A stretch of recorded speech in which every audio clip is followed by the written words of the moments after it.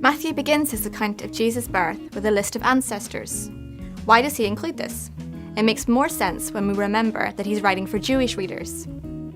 And, as we've said before, if we want to understand the accounts of Jesus' birth, we have to read them against the background of the Old Testament. Matthew organises his list into 3 groups of 14 names. This is meant to show that Jesus was born at just the right moment. He begins with Abraham, the father of the Jewish nation. His first group of names runs from Abraham to King David. His second group runs from David to the conquest of Jerusalem by the Babylonians. And his last group runs from the conquest of Jerusalem to the birth of Jesus.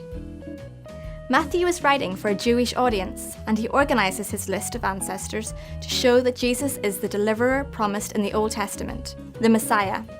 He's a descendant of Abraham and of King David.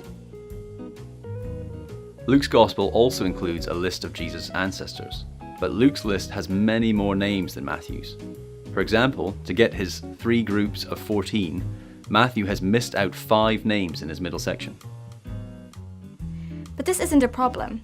In a Jewish list of ancestors, was the father of can mean was the ancestor of. It was acceptable to miss out some generations. Everyone knew that they did this. The names in the first 2 sections of Matthew's list come from the Old Testament, but the names in the last section are completely different from the names in Luke's list. We'll look at some possible reasons for this later in the series. We don't know what sources Matthew had for the names in his last group of 14, but according to the Jewish historian Josephus, the Jews were much more interested in their ancestry than we are today, and they kept detailed records. Some of these were public records, others were kept privately by the families concerned. So the reasons for Matthew's list of ancestors are to show that Jesus is the promised deliverer, the Messiah, that he's descended from King David, and that he's born at the right moment.